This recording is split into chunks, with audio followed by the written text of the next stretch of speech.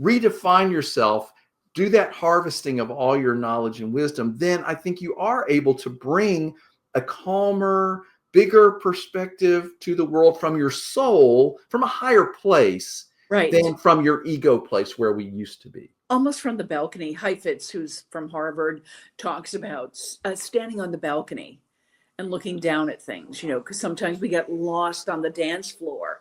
But if you like stood up on the balcony and now that became very clear to you, or not clear, but at least you could point things out and, not be so stressed about being on that dance floor, Sometimes it's like these beautiful cities in Europe where there's like a castle up on the hill overlooking Right. this beautiful town. And if you have the great ability to go up there and see this vista, it's calm and beautiful, and you have a different perspective on the world than you are if you're down in the middle of the city.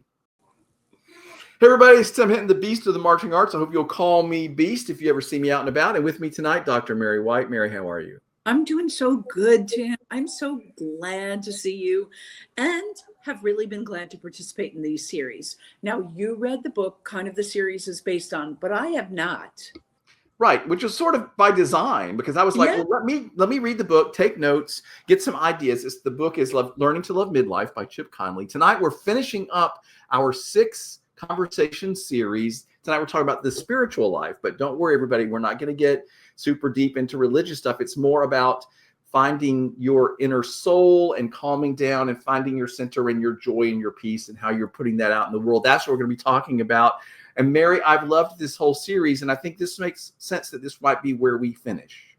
Yeah, I think when you talked about like finding your soul and your center, I think I can take something from every one that we've done and kind of like put it all together in like a calmness and a peace about things. And that is sometimes very difficult. I mean, I'm not saying it's going to be easy. It's difficult to do that.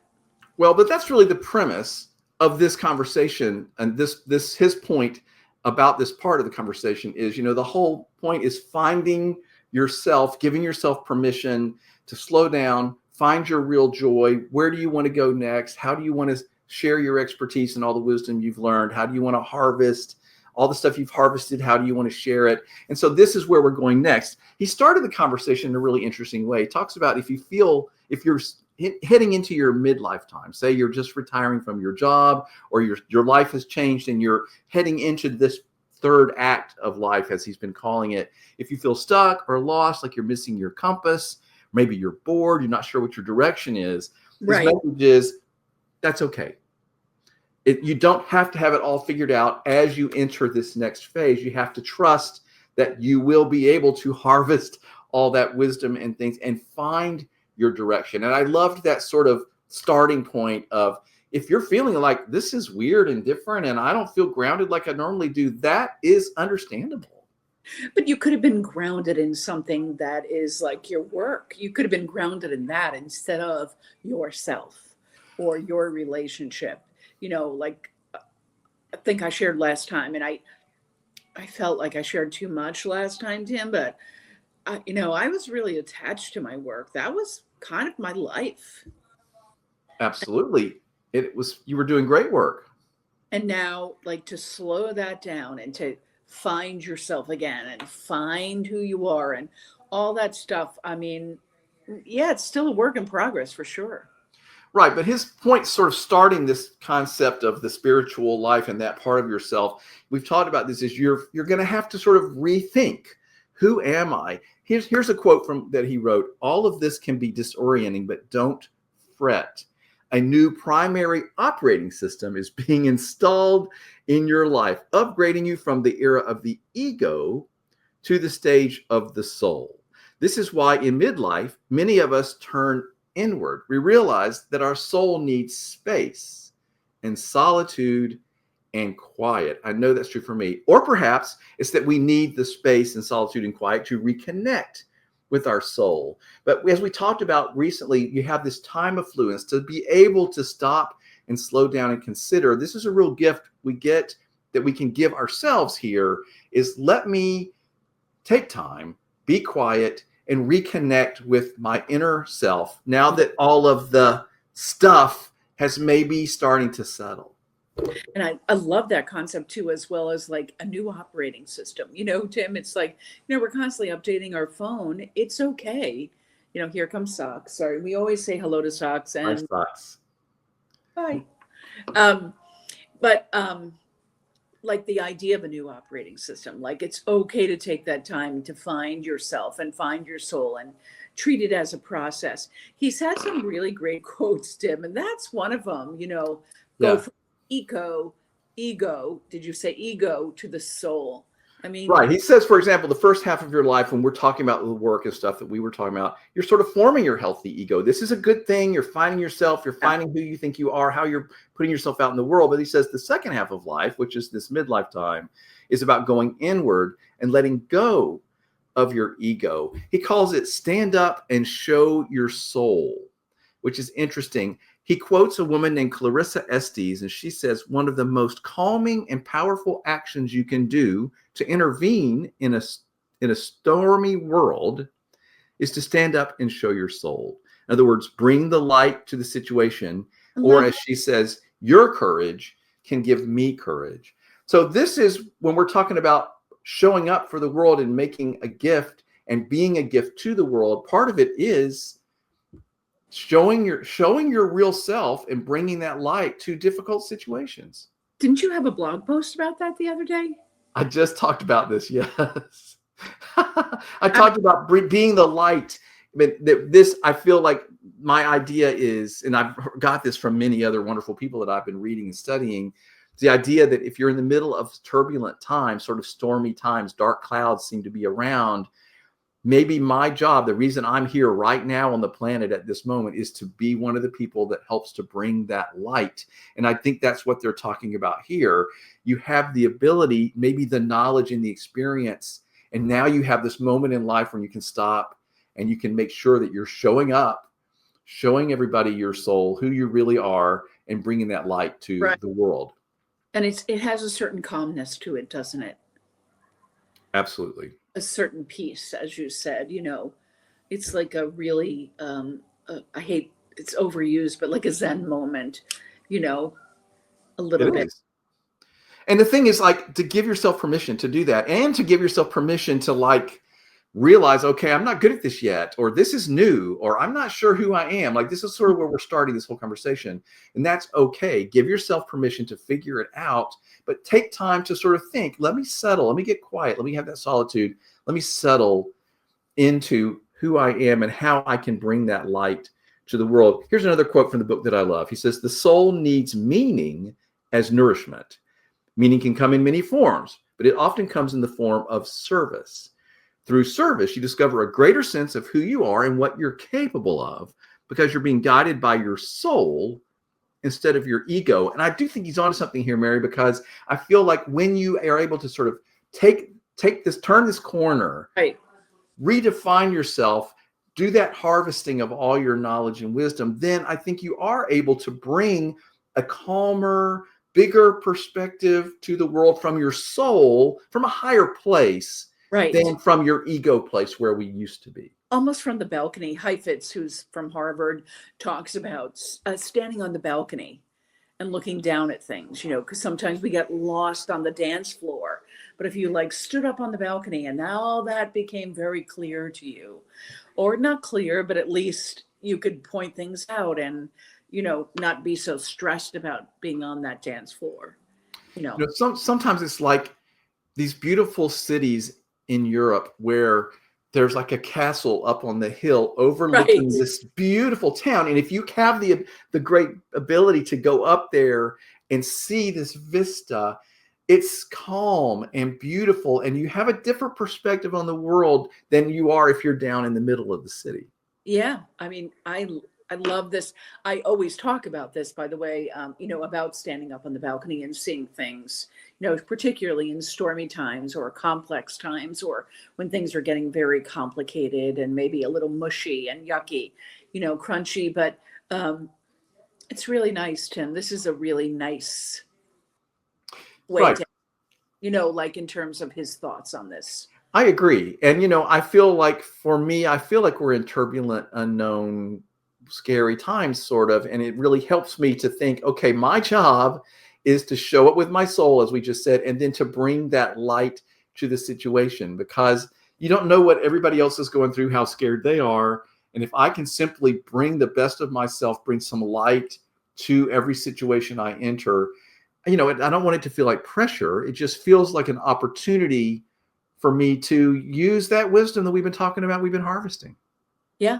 And that was, to me, one of the main points of the book, is that, in this act, this third act, you're really reaping all the harvest. You're harvesting all the good stuff you've done, all the work, all the, you know, you could be more affluent, you could have all these different things. So harvesting that and really enjoying it. And I think that takes, more soul to enjoy all that than ego. Right. He sort of talked about, we used to live vertically and now we're going to live more. No, we used to live horizontally and now we're going to think and live more vertically, think a little more high-minded. And we have the ability to do that. Here's another quote that he wrote that I really liked. Many wise philosophers have suggested that our aging process is meant to reveal the beauty that has always been hidden inside of us. Perhaps if we recognize and accept that our inner beauty shines brighter as we age, fewer of us would worry about being old. We would come to realize that our purpose in midlife is to emulate the sculptor Michelangelo, who unlocked David from the stone. That's brilliant, really. Isn't that lovely? That beautiful, wonderful person that might have been hidden, that beauty that may have been hidden inside me, now is my chance to chisel the rest of it away and show it and share it. And I think having gone through everything up to midlife allows me to now have the courage and the self-reliance and the confidence. Yes, to be able to really show my light to the world unfiltered. This is sometimes hard, Tim, like in this social media world where we're constantly seeing pictures of ourselves, or, it's really, you're like, wow, this, that's a lot of wrinkles, I posted something the other day, and one of my old students who I taught like 30 years ago was like, "Hey, old man, how you doing?" And I was like, "Okay." But enough of that. I took it in stride with a bit of fun. And he hadn't seen me in 30 years. So, I'm doing okay. By the way. Tell you, I was at the airport the other day and some young person said, "Would you like to sit down?" No, I don't need to sit down. But that was someone trying to be kind. Really, I'm taking it personally. Well, listen, I that's part of this too, is we do have those challenges of what, how we can be treated or how we feel. But this is sort of the point of this, is start to own it a little bit. Okay, I'm getting older. I have a few wrinkles, but that's okay. He talks a lot in the book about the wrinkles on our face are like the rings on a tree. Well, you can't see those rings, but all of that history that the tree has lived is in those rings. Well, we happen to wear them on our face, but that's okay, because I no longer am so attached to my ego. Again, the premise of tonight. Right. And I'm going to live more from my soul, from my inner beauty, and try to bring that out. And what was that other thing? It was a few times ago we talked about, we move from youth to use. That kind of reminds me of that, a little bit, like moving away from that youthful, unwrinkled, if you will, if we can say that again, to like knowing your soul and knowing your light and moving forward with it. It's just sort of like a different context for going through your life and going through your day. And rather than I have to show and prove and be, you're just sort of like, well, I am, and I'm going to just relax into this and enjoy harvesting all the work I've done. Right. And maybe don't worry so much. We talked about in the physical thing recently, don't worry so much about how you look or what everybody thinks, whatever. You can just sort of let a lot of that go. How am I feeling about how I'm moving through the world? Great. I'm going to work on that. I like all these ideas. You mentioned about social media a minute ago. This is one of the things he also talks about. Good. Try to be more present, be more conscious of how you're feeling and doing and what you're doing. Mm-hmm. Become more integrated with ourselves and others. Focus more on the present. How are you welcoming more presence in your life? How could you spend 30 minutes less online each day and use that time to find presence in nature through meditation, by journaling? He suggests that we go sit under a tree and just enjoy nature and the tree. And, like that's much more helpful, I think, to my day than doom scrolling through another sad social media. Absolutely. Absolutely. And we've talked about this throughout this whole series that I'm definitely making an attempt. Like, I don't need that. I'm not going to look like Kim Kardashian ever, you Good know? thing. And so I'm just like moving to more reading. That is something that I love. So I'm moving to more, doing that rather than scrolling through. And actually, that takes us to the final point that I wrote down today that I want to talk about, and you've segued to it perfectly. He talks about what are the things that enliven you, that bring you joy, and he talks about like really stop and make a list. Right. Think about what are the things now that I'm here, I'm in this third act, I'm in this midlife time. What are the things that really enliven me? What are the things that bring me joy, that bring me energy, that excite me? And it can be completely different things than what they ever were before, but take time to think about it and maybe have that conversation with somebody helpful that loves you or knows you, and maybe like figure that out. Because I've been doing a lot of that lately, Mary. I've really been thinking, like, what is it that really brings me joy? And how can I do more of that? And what are the things that really never have? How can I do less of those? Mm-hmm. Like, give me an example, Tim, of something you thought about. Or you don't have to share if you. Well, let me think. And what do you want to do less of? Well, like, for example, I do need to read every day. Like, I need to stop, even if it's 20 minutes, I need to stop and just give myself that gift, because I know that I do better when I have that personal quiet time and I sort of snuggle away wherever I happen to go and have my space and do that. I do better. And that's much better for me, certainly, than, as we said, being on the computer and scrolling through a social. Forget it. I'm not doing that. I think I also told you I like learning things, and I put a new app, the Imprint app, on my phone. In the morning, rather than looking at news, I'll look at headlines or something briefly, and then I'll do this. I'll learn a little philosophy, and it's been the most wonderful way to start the day. What is it called? I'm sorry, I didn't It's hear. called Imprint. IMPRINT, and it's just a little app, and like you do a little lesson each day, and it takes maybe 5 minutes. Today I learned about William James, the philosopher, and how it gives you sort of concepts of how you think about who you are in the world and suffering in the world, and what does it mean, and how all these pretty high-minded concepts. Right. I have found that to be a better use of my time in the morning to get my day going than scrolling through Facebook or something that always just makes me upset. Right. Like, I do my puzzles every day. Every New York Times puzzle that I could possibly done, strands, connections, Wordle, and the puzzle. Right. And the other thing, too, is not only what enlivens you, but he also asks to make a list of things that you'd like to do to play. Because I feel like we don't allow ourselves really a lot of times to play. I like going to the gym. That's fun time for me, not every single time, but usually I'm really glad to be there. I like going to the theme parks and walking around and having fun, and I just enjoy being there. So these are things that I take time for. I make time for, because I know that it's part of something that makes me happy. And everybody's different. Some people it's tennis or golf or macrame or scrapbooking. It doesn't matter what it is, but it's just becoming aware, thinking about, okay, I have a little time affluence. What is really going to bring me joy? And things that don't, I can let those go. Sure. I love that idea. And I think it's really hard to kind of slow it down and think about what does really make me happy, Like, as we were talking, I was like, what makes me happy? I'm thinking about things like that. But I think it's a really good exercise. I think that I would like to encourage everybody to do it, especially if you find yourself in your midlife time and you're perhaps changing your life, trying some new things, as we discussed earlier in this series, being a beginner and being bad at something and taking chances and going out there and trying new things and giving back to the world in all the ways that you can share your expertise in unexpected ways.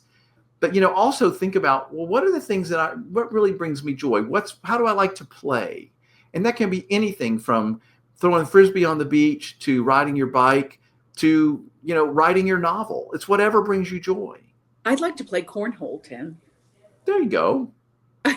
I'm pretty good at it. Like, Really? I've lost a lot of stuff in my life and have a pretty accurate understanding of where it has to go, I know you think that's Well, do you have a cornhole game set? Yeah. Well, then you should play more. Absolutely. Okay, so there you go. There's one.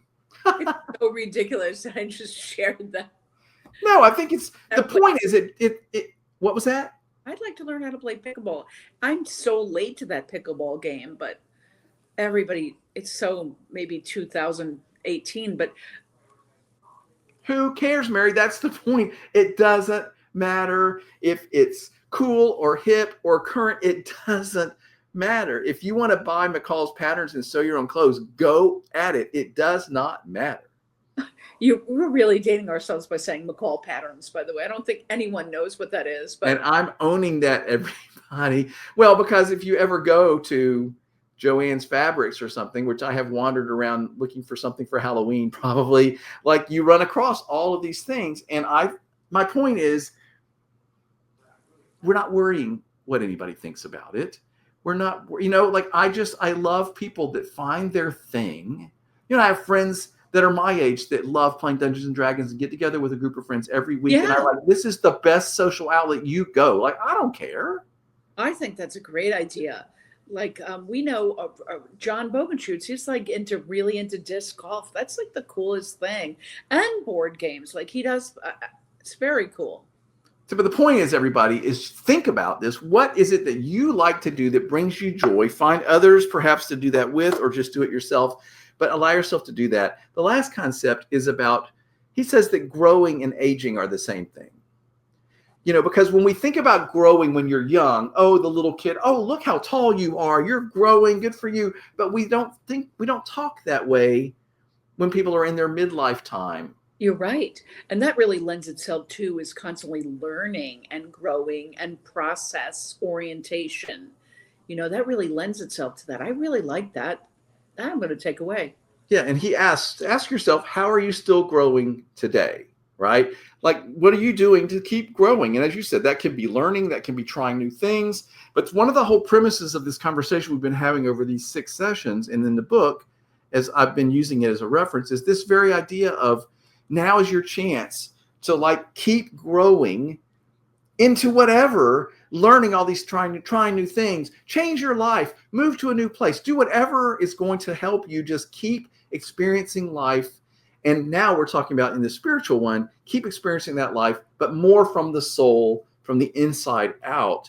That is a wonder. If you can be consciously thinking, what makes my soul happy? How can I express my inner beauty, my inner soul, and bring that to the world?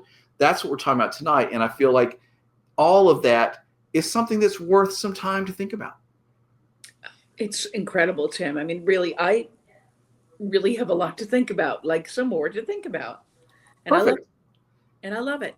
Well, that's the whole point of this whole series, everybody, is, listen, we've talked about from the very beginning, the midlife time can be anywhere from 35 all the way through your 70s. Like, it's this big swath of time. Everybody sort of encounters it at whatever point they do. And then let's be productive during that time. Right. And if you're happy to find this conversation and you haven't seen the others, remember that there are 5 more before us where we talk about all the other different aspects, overcoming the stereotypes, the physical life, the emotional life, all of those things that we talked about. Hopefully, it's given me a lot to think about, Mary, and I feel like I'm sort of better equipped to have a different context of how I think about my life now in my midlife time. It's not a big downhill slog. Yeah, a construct. Right. I think having that sort of premise, that construct to work from, this new paradigm, even to work from as I go into this time and move through this time, I want to do it with grace and ease and being kind to myself and kind to others. And it's been very helpful to think about all this stuff. And that's been a theme too, out of all this entire series about, I hesitate to call it kindness, but it's almost about being good to yourself and good to others, so that And kindness could be a part of that. So I think that's been a running theme. Absolutely. And then the other is sort of letting yourself turn into whoever you really, really want to be. Like, turn your life into what you ever really. Listen, you're in the final act, everybody. There's no time to waste. And we don't want you to be frantic about that. But the point is, give yourself permission, I'll say, Right. to like rethink it and rethink about yourself and try some new things and consider something you never would have considered before. And then harvest all that information and wisdom and experience and figure out how you can sort of give back and serve and still continue to give to the world. All of this to me, Mary, is really inspiring. And I love this sort of context for thinking about my life. Yeah, it has been like so much good conversation we've had. And so much Absolutely. thought-provoking work on yourself, but also I find it very helpful to talk about it with someone. Like one of the reasons I've enjoyed the conversation is because we've been talking about it together, you know. Absolutely. So hopefully our conversations that we have shared do what? Does not have to be solo work. Right. And that's my point. Maybe this will inspire others to sort of get together with friends or a friend or whoever and sort of start talking about these concepts together. Have a lunch with all the girls and start talking about, well, how are we doing this? And let it be part of your social community too. Like have conversations and support each other through this sort of new exploring time that we're doing. Yeah, love it. Mary, thanks for having these conversations. It's been super fun. Yep. Thanks, everybody. Really appreciate it.